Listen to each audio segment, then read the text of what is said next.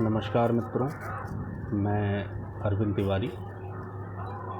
पेशे से एक शिक्षक हूँ और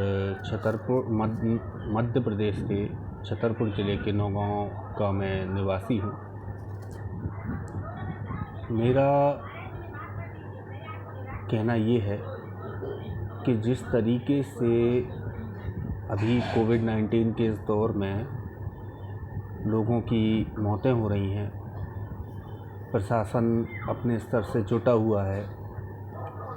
उसके बावजूद भी जनसंख्या घनत्व को देखते हुए हमारे यहाँ की स्वास्थ्य सुविधाएं कम पड़ रही हैं। जांच की सुविधाएं बेहद कम हो जाने के कारण और लोगों में जागरूकता का अभाव होने के कारण लोग इस चीज़ को स्वीकार नहीं कर पा रहे हैं कि उन्हें कोविड हो सकता है। अब कहना नहीं चाहिए, लेकिन ये हकीकत है कि पूरी दुनिया में जिस तरीके से मौतों के आंकड़े दिखाए जा रहे हैं और जिस तरीके से मौतें हो रही हैं, ये अपने आप में बहुत ज़्यादा डराने वाला है। और अभी पिछले 2 महीने से इस बार जो सबसे बड़ी जो भयानक स्थिति बन रही है वो ये है कि पेशेंट्स को ऑक्सीजन की कमी बहुत ज़्यादा पड़ रही है। अच्छा, जैसे राजधानी की बात करें या बड़े शहरों की बात करें तो वहाँ पे ऑक्सीजन की सुविधाएं फिर भी मुहैया हो जा रही हैं, लेकिन ब्लॉक या जो ग्रामीण क्षेत्र हैं, तहसील लेवल पे या जो ग्रामीण क्षेत्र हैं, वहाँ पे हम देखें तो इस प्रकार की सुविधाएं ना के बराबर मिल पा रही हैं। और यदि मिल भी पा रही हैं तो एक अनार 100 बीमार वाली स्थिति बन रही है। अब यदि पेशेंट जब एक्सपायर हो जाता है, ईश्वर ना करे ऐसा हो, लेकिन ये वास्तविकता है, ये एकदम कड़वी सच्चाई है इस समय के समाज की, कि अभी जो पेशेंट एक्सपायर हो रहे हैं और उनको उनके धर्म के अनुसार उनका अंतिम संस्कार किया जा रहा है। और मेरा ये माननीय कलेक्टर महोदय, मेरे ज़िले के जो कलेक्टर महोदय हैं, माननीय कलेक्टर महोदय, मुख्यमंत्री महोदय और साथ में प्रधानमंत्री महोदय और जितनी भी समाज सेवी संस्थाएं हैं, उन सभी को एक निवेदन है कि जिस तरीके से कोविड के पेशेंट्स ख़त्म हो रहे हैं, एक्सपायर हो रहे हैं, उनकी अंतिम क्रिया के लिए जिस तरीके से लकड़ी की अंधाधुंध खपत हो रही है, वो एक बहुत ही चिंतन वाला विषय है। कारण ये है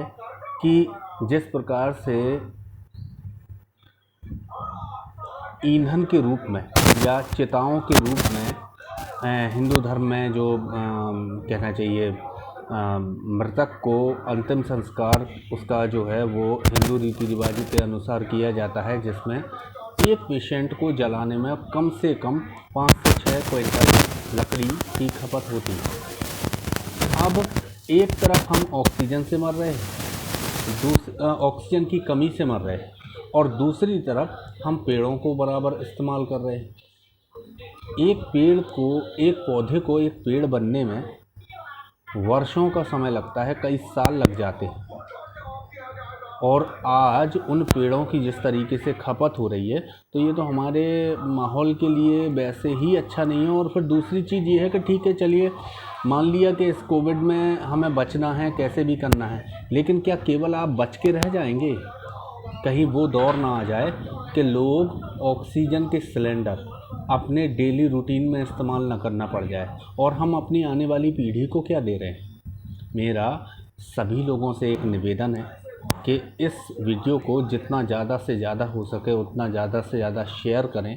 ताकि ये बात उच्च पदों पर आसीन व्यक्तियों तक पहुंची जा सके कि लकड़ी के विकल्प के रूप में हम गाय या भैंस के गोबर से बने हुए कंडों का इस्तेमाल कर सकते हैं। कई शहरों में उस तरीके की एक मशीन उपलब्ध होती है जो काऊ डंग को, गाय के गोबर को या भैंस के गोबर को एक कंप्रेसर मशीन के थ्रू एक लकड़ी की सिल्ली में बदल देती है और जिसको बाद में इलेक्ट्रिक हीटर के थ्रू उसको सुखा के लकड़ी के सिल्लियों का रूप दे सकती है। और उस गोबर पे जब हम अंतिम संस्कार के दौरान जब कपूर और घी उस पर चढ़ाया जाता है तो हो सकता है शायद, हालांकि इस पे मेरा अभी तक कोई कहना चाहिए साइंटिफिक एविडेंस नहीं है मेरे पास, लेकिन फिर भी ये मेरा मानना है जिस तरीके से पूर्वजों से सुनते आए हैं कि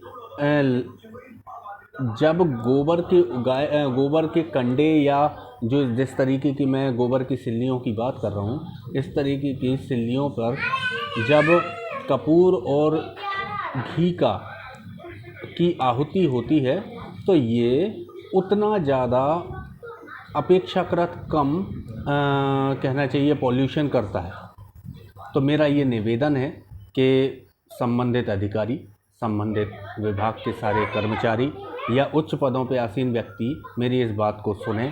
और इसको पूरे देश में हो सके तो पूरी दुनिया में ज़रूर इसको जितना ज़्यादा से ज़्यादा फैलाएं कि ग्रामीण क्षेत्रों में कंडों की कोई कमी नहीं है, ना होती है, क्योंकि वहाँ पे दुधारू जानवर पर्याप्त मात्रा में पाले जाते हैं। तो मेरा केवल कहना यही है कि आज हम अपने आप को बचाने के लिए कुदरत के साथ में बहुत नाइंसाफ़ी कर रहे हैं। गाय का गोबर बहुत आसानी से उपलब्ध होता है, उनके कंडे आसानी से उपलब्ध होते हैं। तो मेरा निवेदन केवल इतना ही है कि भैया ये कोविड से तो हमारी लड़ाई चल ही रही है, लेकिन हम आने वाले पीढ़ी को क्या दे के जाएंगे। तो इन पेड़ों को भी बचाना है और इन पेड़ों को बचाने के लिए भाई जैसे सूखी लकड़ी है तो मार्केट में कब तक रहेगी। जिस तरीके से लोगों के अंतिम संस्कार हो रहे हैं या जिस तरीके से लोग जो हैं एक्सपायर हो रहे हैं, ये बहुत ज़्यादा दुखद है और उनके अंतिम संस्कार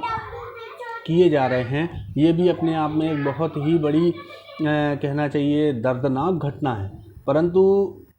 जिस तरीके से हालात बन रहे हैं तो हमें ये भी तो देखना है कि कुदरत का संतुलन बना रहे। तो अंतिम संस्कार में अगर ये सुविधा बनती है कि अंतिम संस्कार में वो गोबर की सिल्लियाँ इस्तेमाल की जा सकें जहाँ पे ये मशीनें उपलब्ध हैं, यदि वो ऐसी सिल्लियाँ नहीं बन पा रही हैं तो अंतिम संस्कार में लकड़ी कम से कम इस्तेमाल करें और कंडों का इस्तेमाल ज़्यादा करें, जिससे कि लकड़ी हमारी बचाई जा सके। क्योंकि ये अगर हमारे पास ज़्यादा से ज़्यादा जंगल रहेंगे तो निश्चित तौर पे हमें ऑक्सीजन ज़्यादा मिलेगी, हमारा जो कहना चाहिए जो पर्यावरण का संतुलन है वो बना रहेगा। मेरा ये बहुत ही बड़ा विनम्र निवेदन है सभी समाज सेवियों से, सभी अधिकारियों से। हम आज तो जीवित रह लेंगे, लेकिन हम अपनी आने वाली पीढ़ी को क्या दे के जाएंगे। इसी के साथ मैं आप सबसे ये निवेदन कर रहा हूँ, बारंबार निवेदन कर रहा हूँ कि मेरी इस बात को ज़्यादा से ज़्यादा लोगों तक पहुँचाएँ। और एक चीज़ और मैं कहना चाह रहा हूँ कि ये जो गोबर के जो कंडे हैं ये ग्रामीण क्षेत्रों से मिलते हैं, तो आज के समय में ये कोविड 2 साल से जो चल रहा है जिसमें आर्थिक तौर पर काफ़ी हद तक लोग टूट गए हैं, तो हो सकता है कि ये कंडों के माध्यम से शायद उस गरीब तबके को जो अपनी रोजी रोटी जिनकी छिन गई है, जो रोज़ कमाते रोज़ खाते हैं, ऐसे समुदाय वाले लोग, मैं किसी भी एक धर्म विशेष की बात नहीं कर रहा हूँ, ये आर्थिक तौर पे जो टूटे हुए लोग हैं, जो कमज़ोर लोग हैं, उनको हो सकता है कि थोड़ी बहुत इससे आर्थिक मदद भी मिले। तो एक अच्छा इंसान, एक अच्छा नागरिक होने के नाते ये हमारे आपके दायित्व हैं कि हम इस चीज़ को फॉलो करें और अपने आसपास के पूरे माहौल को बचाने की कोशिश करें, क्योंकि हम अपने वातावरण को जितना साफ़ और शुद्ध रखेंगे बीमारियां उतनी ही कम होंगी और ये मुझे प्रमाणित करने की आवश्यकता नहीं है। नमस्कार।